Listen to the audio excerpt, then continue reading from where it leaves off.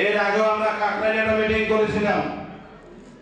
সম্মানিত নেতৃবৃন্দ, আমাদের মূল উদ্দেশ্য যারা আমাদেরকে ভোট দিয়ে পাঠিয়েছে তাদের কাছে গিয়ে বারবার আমরা একটা কথাই শুনতে পাই, আপনারা কখন আসতে পারবেন, আসলে পারবেন কিনা। এই বৈষম্যের শিকার কি আমরা এই কাউন্সিলর হয়েছি?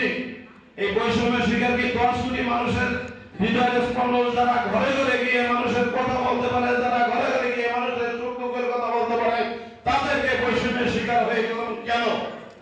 এই কথাটুকু আপনারা কেন তাদের কানে পৌঁছে দিতে পারেন না?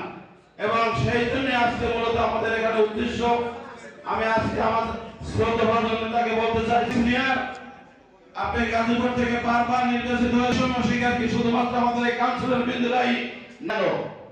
প্রিয় ভাইরা আমার, মানুষ সেবা চায়, এটা মানুষ আমাদের কাছে এসে পায় না পরিচয় পত্র। বিভিন্ন এলিশ মশায় বিস্তার হয়েছে, এলিশ মশা বিস্তারের জন্য যে ওষুধের প্রয়োজন সে ওষুধটুকু মানুষ দিয়ে মানুষ সুস্থ হয় না। হাজার হাজার লোক ডেইলি পেপার পত্রিকা করলে দেখা যায় যে সেখানে লোক মারা গেছে। প্রিয় ভাই আমার, নাম তুলে পৌরসভা, আমি 7 নম্বরের কাউন্সিলর। আমার ওয়ার্ডে 1 নম্বর ওয়ার্ডে একটা লোক গেল নভেম্বর মাসের 6 তারিখ পুলিশের লোক নিয়েছিল, সেখানে পরিচয় পত্রের জন্য 8 দিন করেছিল প্রশাসকের কাছে। প্রশাসক একটি পরিচয় পত্র দিতে না পারায় সে তার সে কেঁদে আত্মহত্যার জন্য সম্পরিয়াস কি থাকতে পারে। প্রিয় ভাইরা আমার, বক্তৃতা সংকীর্ণ 1 মিনিট সময় দিয়েছে।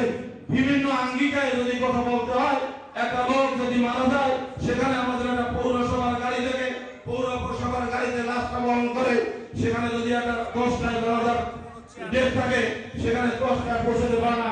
8টায় যখন তাকে টেলিফোন করি, ড্রাইভার বলে যে আমি আসতেছি, আবার ড্রাইভারকে বললে সে বলে যে আপনি প্রশাসককে বলেন। আমি যদি পৌর প্রশাসককে বলি, পৌর প্রশাসক বলে যে দেখেন গাড়ির টোল নেই।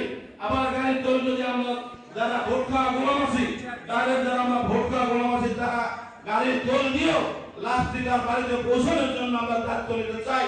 অথচ গাড়ির ড্রাইভার বলে আমি তো ময়লার গাড়ি নিয়ে বেরিয়েছি, আমাকে তো স্যার বলে নাই।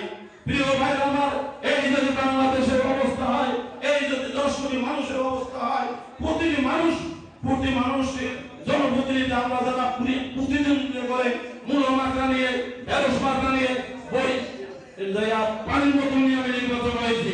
কেউ হয়েছে ব্ল্যাকবোর্ড, কেউ হয়েছে পাঞ্জাবি। এখানে তো দলীয় কোনো প্রতীক ছিল না ছিল ধানুশীষ, না ছিল নৌকা, না ছিল কোনো নাঙ্গল।